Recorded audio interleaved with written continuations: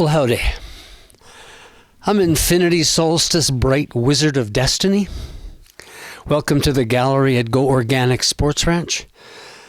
So beside me I have an image painted by a man-woman called Wake Up. I really like this one. Wake Up. It has another name. He always gives paintings two names. Its other name is The Hypnosis of Existence. So this blog I wrote in the days when Stephen Harper was our Prime Minister. It's called War is Over.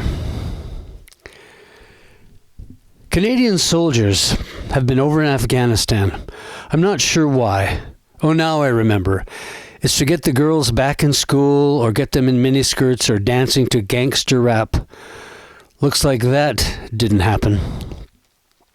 Let's have a war. After all, we're the new Canadians, and don't we just love to imitate our neighbors to the south? Bang, bang, shoot 'em up. What's going on here? When I saw Stephen Harper on national television having adjourned from a meeting of the G8 countries in France and blurting out that they, the G8, had unanimously decided to take out Gaddafi, I thought, what will this mean for Canada? Well, I guess it means war.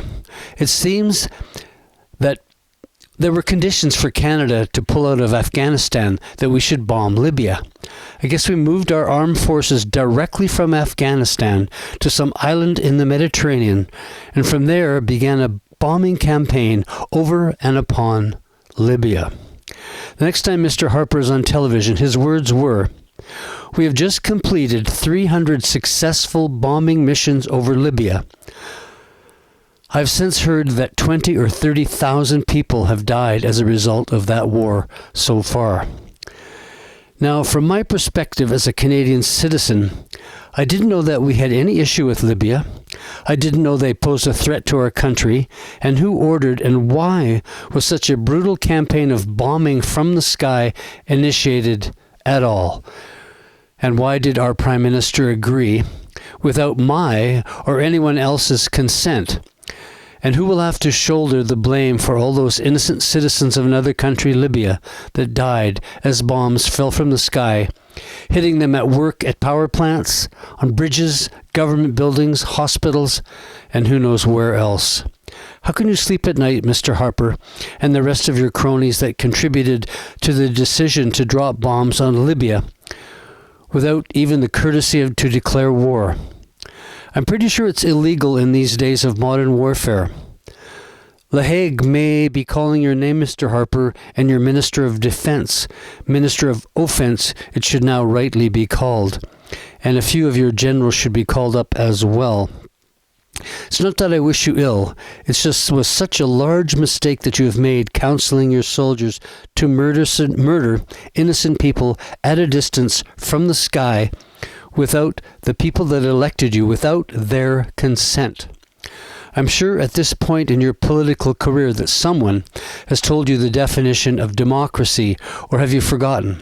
I'm sure that our stockpile of weapons was full to bursting, and you just had to make more room for the newer models of killingery. For shame. Or was it under some sort of death threat from the corporate boys that arm our armies? If it happens again, just ask the electorate for some help. Together, I'm sure we could save your ass.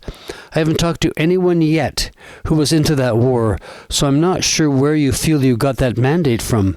Maybe you can vacate the position, change your name, and hide maybe somewhere in the Arctic before you get charged with war crimes or crimes against humanity. Don't Arabs count as humans? The above rant is the subject of a song I wrote. A bit of rage and condemnation. I know that I've touched on the subject of war many times before, but here we go. Song is called War is Over. Can't you think of something better to do than disappoint your mother and my mother too? War is over. It's become obsolete. War is over. Got a nuclear fleet. War is over.